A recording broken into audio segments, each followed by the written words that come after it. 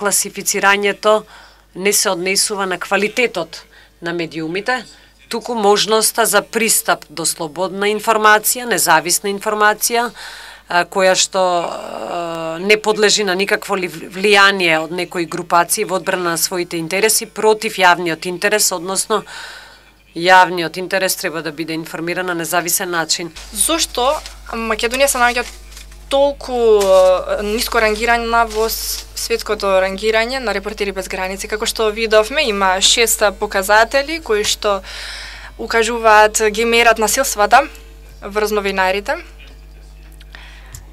Контекстот е многу едноставен и сложен истовремено во Македонија.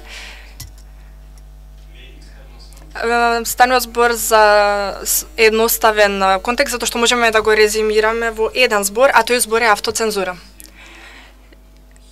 Јас сметам дека навистина овој збор најдобро ја резимира целата ситуација на новинарите во Македонија.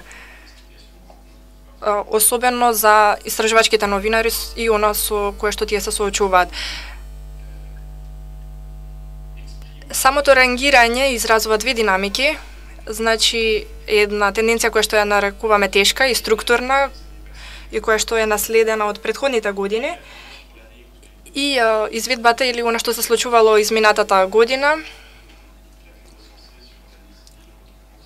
Она што можевме да го забележиме изминатата календарска година во Македонија, зборувавме многу за случајот со Кежаровски, значи овие епизоди кои што се поврзани со изведбата, односно случувањата во изминатата година. Значи, се тоа е поврзано со економската структура, конфликт на интереси и така натаму.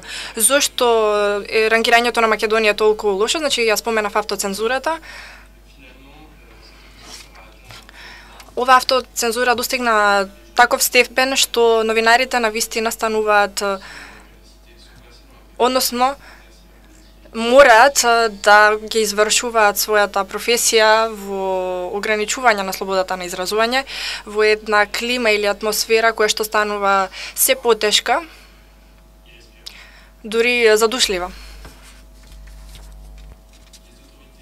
Македонските власти имаат некакво влијание врз редакциите кој што е нетолерантно за една земја кандидат за членство во Европската Унија.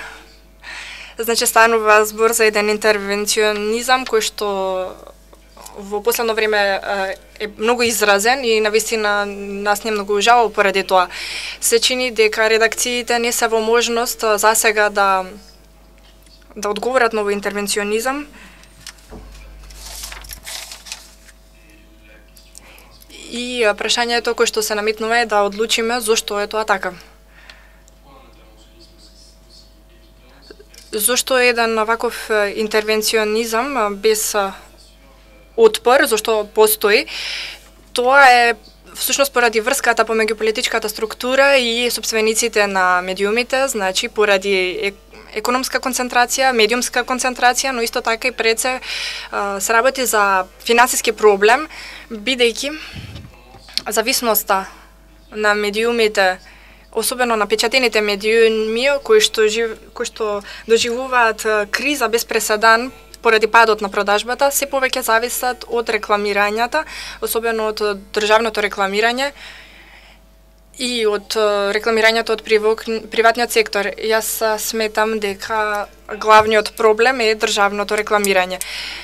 И поради ова државно рекламирање секако се создава зависност, бидејќи државата е првиот огласувач или првиот клиент за рекламирање во македонските печатени медиуми.